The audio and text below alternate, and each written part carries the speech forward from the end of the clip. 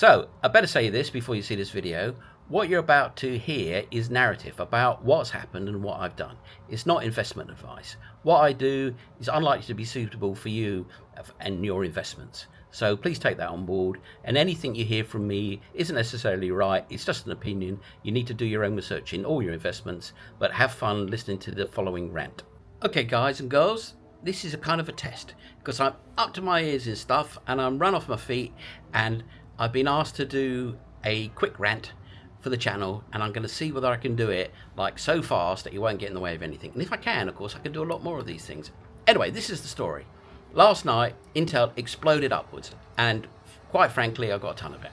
In fact, I bought way more of it a few days beforehand on the basis that Trump was giving grief to the CEO, and then the CEO went to see him. And I thought, oh, well, that's good. I nearly bought some as soon as he got grief from Donald Trump on the basis of being a contrarian. But I thought, no, hold on a minute. Anyway, goes to see Trump. I think, oh, that's interesting.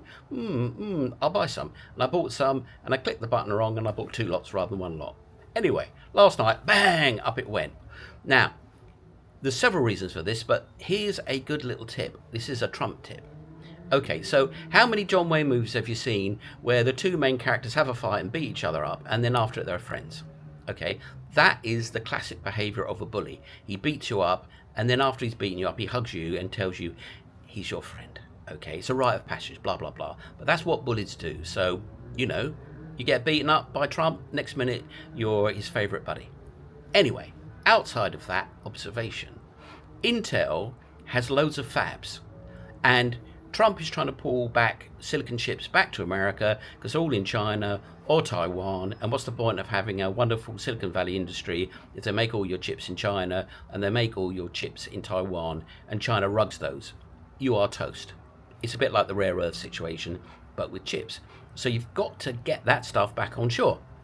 Now, the way that this works is that all the people like NVIDIA and AMD, they went, we don't want to be in the chip business. Intel's in that. It's rubbish. No, it's like baking cakes. No, we don't want to be in that. We want to be in the value-added bit. Yay! So let the Chinese do that. Let the Taiwanese do that. Blah, blah, blah, blah, blah. So they span out all that stuff, and they're out there, these spin-outs of fabs. Can't remember what the name is, but you go look them up. Global Foundries is one of them. Anyway, Intel is really the only old-school fab owner that is of a major scale, and they've been running behind these NVIDIA AMD fabs, but they've kind of caught up. They're on the cusp of producing the really small scale chips that you need for all this clever stuff. But they actually have tons of fabs in America, tons of fabs in Europe, and building fabs takes years and years and years and years. So America needs Intel, or rather AMD needs to buy Intel, or AMD needs to buy Intel, or anybody that needs chips needs to buy Intel, and Intel is as cheap as, fun enough, chips. It's 90 billion, even now after this big jump. So that's why I've been a fan of it, and you can read my piece on it back in January on Seeking Alpha. Well, the penny's dropped. I mean, the penny's dropped a long time, but government takes a long time to do things, and now the rumor is that the American government is going to invest in Intel. That might just be a rumor, that might be a lot of old toffee. But the fact remains, Intel has the fabs in Europe and in America. America needs to onshore fabs, and it's got them, and it's really the #1 fab owner of chip manufacturing onshore in America. So it's not going to be as cheap as chips anymore. This is a terrible joke, but anyway, never mind. It's going to go one way, and it's going to go up. And I think $50 is easy. Now, I'm up to my gunnels in this stuff because I love Intel, and that happened last night. And do your own research. Go and look up all the situation with the fabs in Taiwan, the fabs in China, the lack of fabs, or what's happened to fabs over the last few years in America.